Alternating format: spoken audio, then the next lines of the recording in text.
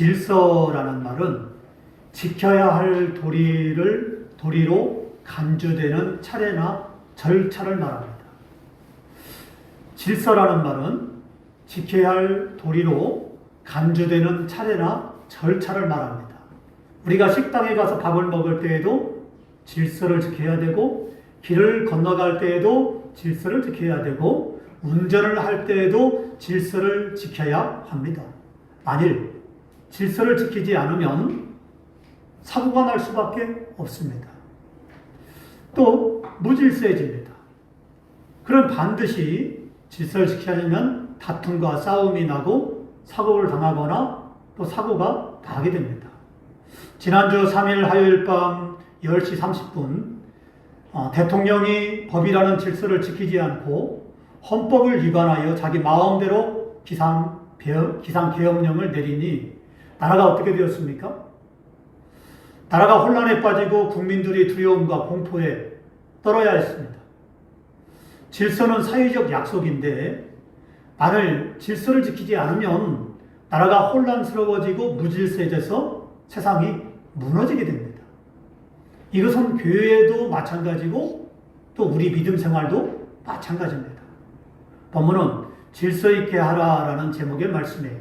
자, 우리는 이 시간 본문을 통해서 왜 교회에서 질서를 지켜야 되며 질서 있게 신앙생활을 해야 되는지를 깨달으며 은혜를 받고자 합니다. 성숙한 사람, 생각이 있는 사람, 문화인은 질서를 잘 지킵니다. 또한 예의 바르고 점잖고 남을 존경하고 위하는 사람은 좋은 말과 바른 행동을 합니다.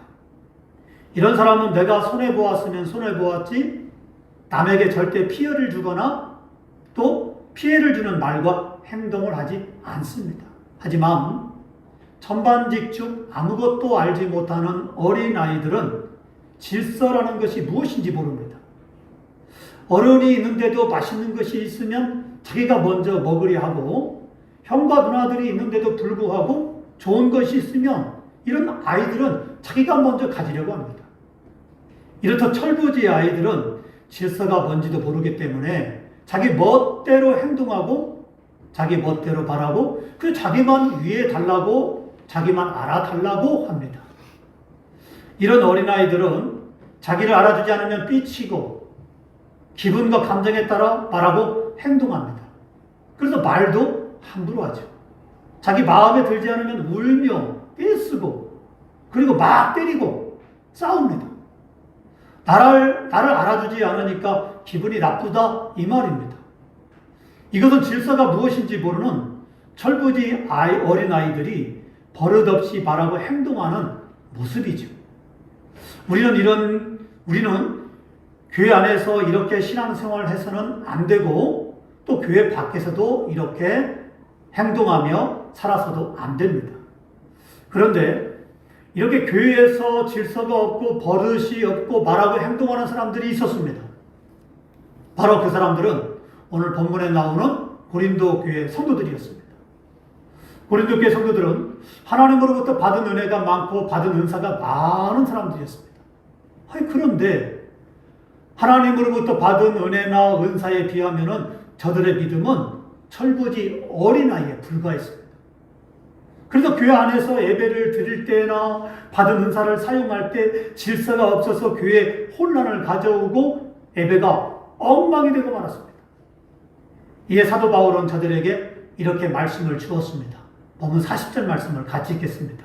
다시 시작. 모든 것을 품위 있게 하고 질서 있게 하라. 아멘. 어떻게 하라고 했습니까?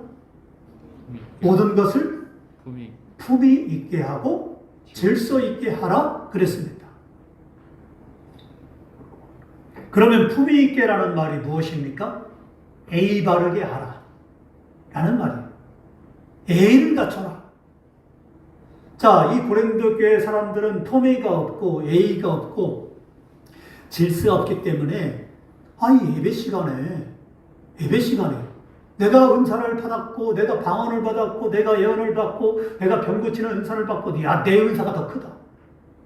네 은사보다 내 은사가 크고 내가 예언하지 않냐? 강대상에 뛰어 올라와서 내가 예언한다 라고 들으라 막 예배 시간에 그렇게 했습니다. 그러니까 사람들이 나도 올라오고 너도 올라오고 막 하니까 어떻게 되었습니까? 예배가 엉망이 되고 말았습니다. 예배가 질서 있게 하나님의 은혜 가운데 세운 자로 하여금 말씀이 전해져야 되고 말씀을 들어야 되고, 그래서 이제는 말씀을 들을 때 아멘으로 화답하고 이렇게 해야 되는데, 도대체 말씀을 전하는 자는 어디 가고, 이제는 내가 큰 은사를 받았다고 그렇게 서로 무질서하게 예배를 드리고 말았습니다. 자, 신앙생활을 어떻게 해야 됩니까? 내가 너보다 더 믿음이 좋다, 내가 너보다 더 잘한다, 이렇게 자기를 자랑하고 교만하게 해야 됩니까? 아니죠. 질서 있게, 품위 있게, 예의 바르게, 겸손하게 해야 됩니다. 하나님은 교만한 자는 물리치시고 겸손한 자는 가까이 하십니다. 그래서 신앙생활은 첫째도 겸손, 둘째도 겸손, 셋째도 겸손입니다. 할렐루야. 아멘. 질서가 없으면 교회든 세상이든 엉망진창 뒤죽박죽이 되고 맙니다. 바로 고린도 교회가 그랬습니다. 죄 많은 곳에 은혜가 많다고 우상 숭배로 찌든 교회 도시 고린도에 사도 바울이 복음을 전했습니다. 그랬더니 도저히 복음을 받아들이지 않을 것만 같았던 고린도에 놀랍게도 한 사람, 두 사람 사도 바울이 전하는 복음을 듣고 예수님을 믿게 되었습니다. 마침내 그래서 교회가 세워지게 되었죠. 바로 그 교회가 고린도 교회였습니다. 놀랍죠? 다른 어떤 교회보다도 고린도 교회가 가장 많은 사람들이 예수 믿게 되었습니다. 숫자도 제일 많고 교회의 규모도 제일 크고, 그 전까지는 이 사람들이 무엇을 했느냐? 우상 숭배를 했어요. 그래서 우상 앞에 절을 하고 우상 앞에 복을 달라고 빌고, 그들은 우상 앞에 춤을 추고 그랬던 자들인데, 놀랍게도 사도 바울이 복음을 전하니까 한 사람, 두 사람, 세 사람 이렇게 복음을 듣고 나도 예수 믿겠습니다, 나도 예수 믿겠습니다, 그렇게 돌아오는 거예요. 그래서 어느새 보니까 많은 사람들이 예수 믿게 되고 엄청나게 많은 사람들이 예수 믿는 그런 교회가 세워지고 말았습니다. 놀랍죠? 하나님은 이런 교회, 고린도 교회 성도들에게 물붓듯이 은사를 쏟아부어 줬습니다. 그래서 많은 사람들이 성령을 통해서 각종 은사를 받았습니다. 아마도 고린도 교회 성도들은 예수님을 믿고 교회에 모여서 날마다 간절히 부르짖은 것 같아요. 왜냐하면 성령의 은사는요, 기도를 많이 하는 자에게 주시거든요. 그러니까 고린도 교회는 기도가 많은 교회였던 것 같습니다. 그러니 하나님께서 그들의 부르짖는 기도를 들으시고 성령을 물붓듯이 부어줬습니다. 그래서 수많은 사람들이 방언의 은사는 기본이고 애연, 병 고치는 은사, 능력 행함, 각종 은사를 받았습니다. 특별히 우리 생명샘 교회도 여러분들이 교회 와서 기도가 많이 하시기를 주의 이름으로 축원합니다. 교회가 기도가 많아야 돼요. 그래야 부흥합니다. 교회가 기도가 먼저 많아야 여러분의 가정이 잘 되고요, 여러분의 자녀가 잘 되고요, 여러분이 능력을 받고요, 여러분이 병 고침을 받습니다. 교회에 기도가 없는데 어떻게 능력이 나타나겠습니까? 여러분의 가정의 문제가 어떻게 해결되겠습니까? 가정에서 기도하면 된다고요? 아닙니다. 교회를 먼저 기도로 채워야 됩니다. 교회가 기도가 먼저 많아야 됩니다. 하나님의 능력은 교회에서 나가고요, 하나님의 능력은 교회에 있는 자에게 먼저 임합니다. 그래서 교회에서 기도가 먼저 많아야 가정의 문제도 해결되고 교회 문제도 해결되고 하나님의 놀라운 능력이 임하게 되고 은혜가 임하게 됩니다. 그래서 먼저는 교회입니다. 고린도 교회가 이렇게 기도가 많으니까 각양 은사, 각종 은사, 성령이 물붓듯이 부어주셨죠. 그랬는데 이로 인해서 문제가 발생했습니다. 초대교회 당시에는 아직 교회 안에 질서가 잡히지 않았습니다. 특히 예배가 그랬죠. 사도 바울은 성령의 역사하심에 따라서 복음을 전하여 교회를 세우고 다른 곳으로 가서 복음을 전하여 교회를 세우고, 이렇게 복음을 전해서 이제는 몇몇 사람들이 예수를 믿게 되면 그 사람들에게 당부를 합니다. 여러분들 이제는 예배를 드려야 됩니다. 하나님을 섬겨야 됩니다. 매주일 모이십시오 라고 이제는 교육하고 당부하고, 이런 며칠 안 있고 다른 곳으로 떠납니다. 그렇게 교회가 가는 곳마다 그렇게 며칠 안 있고 복음을 전하고 교회를 세우고 그렇게 떠났어요. 그러니까 사도 바울은 이렇게 했죠. 그렇게 해서 이제는 교회가 세워진 교회가 바로 고린도 교회였습니다. 이런 고린도에는 목회자가 없었습니다. 사도 바울도 복음을 전하러 멀리 떠났습니다. 목회자도 없죠. 사도 바울도 없죠. 그래서 그래도 예배는 드려야 되겠죠. 예배는 드려야겠는데 성경이 없습니다. 성경이 없어도 예배를 드리긴 드려야 하니까 저마다 앞에 나가서 몇 마디씩 말합니다. 말 잘하는 사람이 앞에 나가서 제자들이 이렇게 말하고 사도 바울이 이렇게 말했다. 어디서 주워들은 말 몇 마디를 가지고 말하면 사람들이 귀를 기울여 아 그래? 제자들이 이렇게 말하고 사도 바울이 이렇게 말씀했어? 아, 그럼 들어야지. 라고 말씀을 들었어요. 자, 아니면 구약 성경을 읽고 서로 느끼고 은혜 받은 것을 마치 우리가 큐티하는 것처럼 간증하고 이렇게 하는 것이 예배의 전부였어요. 자, 이것은 질서가 아직 잡히지 않은 초대교회 고린도 교회의 어설픈 모습이었습니다. 이런 고린도 교회 사도 바울은 질서를 잡기 위해서 이렇게 말씀을 주었어요. 자, 본문 26절 말씀 보십시다. 그런즉 형제들아 어찌할까 너희가 모일 때에 각각 찬송시도 있으며 가르치는 말씀도 있으며 계시도 있으며 방언도 있으며 통역함도 있나니 모든 것을 덕을 세우기 위하여 하라 그랬습니다. 그러니까 예배 시간에 찬송도 있습니다. 가르치는 말씀도 있습니다. 계시도 있습니다. 방언도 있습니다. 방언 통역함도 있었습니다. 문제는 이런 것들을 예배 시간에 무질서하게 순서 없이 행해지고 있었다는 거예요. 또 하나는 대부분 각각 받은 은사를 나는 이렇게나 크고 좋은 은사를 받았다라고 예배 시간에 일종의 자기 과시나 자기 자랑을 위해서 은사를 사용했다는 거예요. 예배 시간이 자기 자랑을 하는 시간입니까? 예배 시간은 자기 자랑을 하는 시간이 아니죠. 그런데 예배 시간에 자기 자랑을 하니까 이것이 문제가 되었어요. 그래서 사도 바울은 모든 것을 덕을 세우기 위하여 하라라는 말씀을 주었습니다. 그럼 덕이 무엇입니까?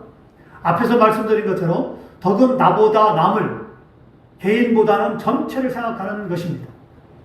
나 중심에서 다른 사람 중심으로 생각하고 행동하는 것이 덕입니다. 예배 시간에는 될 수 있는 대로 나보다 다른 사람에게 좋은 자리, 좋은 기회가 돌아가도록 배려하고 양보해 줘야 됩니다. 자, 어느 교회나 말씀을 듣기에 좋은 자리가 있죠. 소위 말해서 우리가 명당 자리라고 말합니다. 자, 이런 자리는 누구에게 양보를 해야 됩니까? 세신자에게 아니면 외부에서 온 손님에게 그 자리를 양보를 해야 되죠. 나보다 남을 먼저 생각하는 것, 교회는 이렇게 아름다운 마음을 가진 성도들이 많아야 됩니다. 바로 이런 교회가 부흥하는데 우리 생명샘 교회가 이런 교회가 되기를 주의 이름으로 축원합니다. 그래서 교회는 다른 사람을 먼저 배려하고 섬기고 이러면 싸움이 나지 않아요. 다툼이 나지 않습니다. 내가 최고다. 내가 더 잘났다. 내가 더 잘한다. 내가 더 봉사 많이 한다. 내가 장로가 돼야 된다. 나 같은 사람이 장로가 안 되면 누가 되냐? 내가 권사가 돼야 된다. 내가 안수집사가 돼야 된다. 이렇게 은연중에 자신을 과시하는 사람, 자신을 자랑하는 사람, 자신을 나타내는 사람, 바로 그런 사람이죠. 내가 돈이 많으니까 나는 장로가 되기 위해서 이만큼 헌금 많이 한다. 많이 할 때는 큰 교회는 몇 천만 원, 더 큰 교회는 몇 억씩 헌금을 합니다. 그 사람들이 그러죠. 와, 세상에나 저렇게나 많이 헌금할까? 라고 그렇게 생각합니다. 그죠? 그러면 잘못하게 되면 그 사람은 저 사람 헌금 많이 했으니까 저 사람 장로 뽑아줘야 된다. 저 사람 이제는 봉사 많이 했으니까 장로 뽑아야 된다고 이렇게 생각합니다.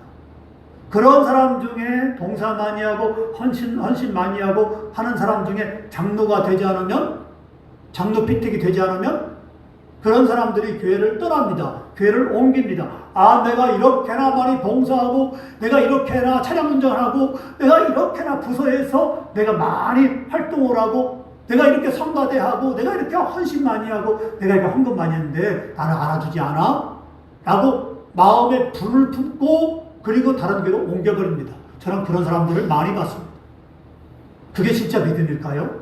그게 진짜 헌신일까요? 그게 진짜 하나님을 사랑하는 걸까요? 그렇지 않더라 이 말이죠. 바로 하나님은 그런 믿음을 하나님은 기뻐하지 않습니다. 교회는 그렇게 하면 안 됩니다. 그렇게 신앙생활해서는 안 됩니다.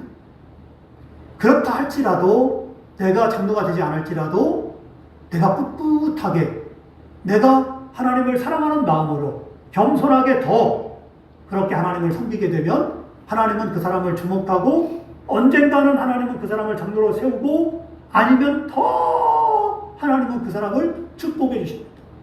그렇게 장로가 된 사람이 바로 교회를 잘 섬기고요. 본이 되고요. 또 목사님을 막 대항하지 않고요. 정말 겸손히 섬기게 되죠. 그런 사람은 누구에게나 본이 되죠. 그렇게 신앙생활을 하는 자가 돼야 되는 거예요. 그 다음 사도 바울은 교회에서 예배를 드릴 때 덕이 드리면 질서 있게 하라, 차례차례 하라 라고 말씀을 주었습니다. 자, 줄을 서서 차례를 기다리듯이 서로 양보해 가면서 질서 있게 하라 라는 것입니다. 자, 맛있기로 소문난 유명한 맛집. 여러분 맛집에 가면 어떡하죠? 맛집에 갔는데 자리가 없어. 사람들이 막 앞에 서 있어. 가까운데 저기 인호동에 가면은, 앙골에 가면은 웰빙 팥죽. 그게 맛집이에요. 이래봬도 저 밑에 가면 사람들이 막 밖에까지 줄 서 있어요. 번호표를 나눠줍니다. 이게 얼마나 맛있는가는 모르겠지만 먹으면 맛있다. 자, 이런 맛집에 가서 먹으려면 여러분 어떡하죠? 줄 서야 되죠? 차를 기다려야 되죠? 기다리지 않고 여러분이 내가 쏙 가면 어떻게 해요? 사람들에게 항의를 듣죠. 아, 여보시야, 지금 내가 얼마나 기다렸는데 저 뒤에 가라고. 이 사람이 말이야. 그 욕을 얻어먹죠. 이게? 자, 그렇죠. 그러니까 우리가 맛있는 유명한 맛집, 음식점이나 빵집에 가서 음식을 먹거나 빵을 사려면 웨이팅, 기다리는 걸 잘해요. 유명한 음식점이나 군산의 이성당이나 대전의 성심당 같은 이런 빵집은 보통 웨이팅하는 시간이 1시간 이상이라고 해요. 그런데도 사람들이 변호표를 받아서 중간에 새치기 하거나 짜증내는 사람 없이 잘 기다립니다. 바로 이것이 질서라는 거예요. 교회에서도 이렇게 질서를 잘 지켜야 됩니다. 만일 누가 방언으로 말하거든 두 사람이나 세 사람이나 차례를 따라 하고 한 사람이 통역하고 만일 통역하는 자가 없으면 교회에서는 잠잠하고 개인 기도만 하라라고 사도 바울이 말씀을 주었습니다. 또 예언하는 자는 두심, 둘이나 셋이나 말하고 다른 이들은 이 예언이 개인의 생각이 들어가는 것인지 순수하게 하나님의 뜻만 전하는 것인지 분별해봐라 라고 말씀을 주었어요. 또 만일 곁에 앉아있는 다른 이에게 계시가 있으면 먼저 예언하는 자는 멈추고 양보를 하라 라고 말씀을 주었습니다. 교회는 이렇게 모든 성도들이 질서 있게 차례차례 할 수 있도록 가르치고 배워야 됩니다. 그래서 배운 대로 질서 있게 예배를 드려야 됩니다. 왜냐하면 본문 33절의 말씀처럼 하나님은 무질서의 하나님이 아니시고 오직 화평의 하나님, 질서의 하나님이 되기 때문에 그렇습니다. 할렐루야. 아멘. 다음 말씀은 여자 성도들이 들으면 싫어할 말씀이에요. 그렇지만 당시 초대교회로 돌아가서 당시 성도들과 같은 심정으로 들었으면 좋겠습니다. 초대교회는 아직 장로가 없습니다. 권사도 없고 집사도 없습니다. 물론 목사님도 없어요. 그냥 성도들만 모여 있습니다. 그래서 목사님이 있는 곳에는 처음에는 나왔죠. 거의 한 교회, 두 교회. 제자들이 있는 곳에는 목사님이 있었죠. 하지만 많은 교회에 목사님이 없었어요. 그럼 어떻게 하느냐? 자기들끼리 모여서 예배를 드렸죠. 그런데 이 당시에는 사람 숫자를 셀 때 예배당에 와서도 여자와 아이들은 빼고 섰어요. 예? 그러니 교회 안에서 여자들의 위치는 없었어요. 예? 김제에 가면요, 이 기역자 교회가 있죠. 기역자로 됐어요. 기역자. 예? 자, 이 기역자, 왜 기역자냐? 왜 기역자 교회냐? 이런 사진을 한번 찾아보세요. 아니면 가보든가. 기역자로 돼 있어요. 이렇게. 낫처럼. 낫 넣고 기역자를 모르냐라는 것처럼 기역자로 돼 있어요. 자, 그러면 기역자로 돼 있으면은 한쪽은 남자가 앉아서 예배 드렸고, 한쪽은 여자가 앉아서 예배를 드렸습니다. 그럼 목사님은 가운데 서서 말씀을 전합니다. 예배를 인도합니다.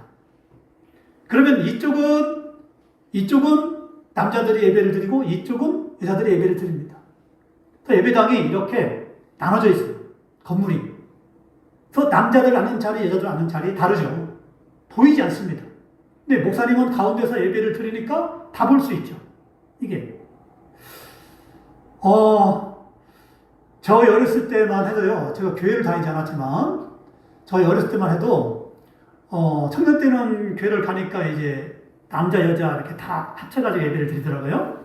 근데 이야기를 들어보니까 제가 어렸을 때만 하더라도 남자 자리, 여자 자리, 한 건물에서 예배를 드리지만 남자가 앉는 자리가 있고 여자가 앉는 자리가 이렇게 나눠져 있었다고 그래요. 이게. 초대교회만 아니더라도 얼마 전까지만, 몇십 년 전까지만 해도 그렇게 예배를 드렸습니다. 자, 우리나라의 초대교회 예배당은 남자와 여자가 따로따로 앉아서 예배를 드렸죠. 자, 그런데 유대교회에서는요, 남자만 앉혀놓고 예배를 드렸어요. 여자는 예배를 어디서 드렸느냐? 회당 밖에서 예배를 드립니다. 그런데 여자는 회당 안에서 예배를 드릴 수 있는 자격이 주어지지 않았어요. 자, 그런데 이렇게 홀대받고 무시받던 여자들이 예수님을 믿고 자유를 얻게 되었습니다. 그래서 교회는 어떻게 했냐? 교회는 여자들도 교회 안에서 들어오게 했습니다. 회당에 있을 때는 여자들은 안 된다. 남자들만 들어와라. 그것도 20세 이상 된 남자들만 들어와라. 20세 이하는 밖에 들어라. 라고 했단 말이에요. 그래서 성인 남자만 들어오게 만들었는데 교회가 세워지고 어떻게 했느냐? 바로 이제는 그렇게 여자들까지 들어오게 됐어요. 자, 그렇게가 어떻게 했냐? 이렇게 되니까 여자들이 그동안 못했던 말들을 교회 안에서 다 합니다. 이게 바람고도 주어졌습니다. 그러니 어떻게 되었습니까? 소란스럽고 시끄럽고 난리가 났습니다. 자, 어떤 것을 배우기 위해서 교회 안에서 특히 예배드리는 도중에 이 사람 저 사람 특히 남편이 아닌 다른 남자에게 질문을 하여서 예배를 소란하게 만드는 여자들도 있었고 고함을 치는 여자들도 있었습니다. 그러니 이 예배가 드릴 때 예배가 아니라 시장바닥이 되고 말았습니다. 이런 모습을 보다 못한 사도 바울은 답답한 마음에 이렇게 말씀을 했습니다. 여자는 교회에서는 잠잠하라. 만일 무엇을 배우려거든 집에서 자기 남편에게 물으라. 이것은 교회 안에서 조용히 해달라는 부탁의 말씀이에요. 중요한 것은 교회 안에서는 반드시 질서를 지켜야 된다 이 말씀입니다. 그래서 갈라디아서 5장 25절로 26절은 이렇게 말씀합니다. 만일 우리가 성령으로 살면 또한 성령으로 행할지니 헛된 영광을 구하여 서로 노엽게 하거나 서로 투기하지 말지니라 그랬습니다. 사랑하는 성도 여러분, 우리는 교회 안에서든 밖에서든 질서 있게 신앙생활을 해야 되고 살아야 됩니다. 그러므로 우리로 인해 교회와 가정과 직장이 화평하고 은혜롭게 되기를 주의 이름으로 축원합니다.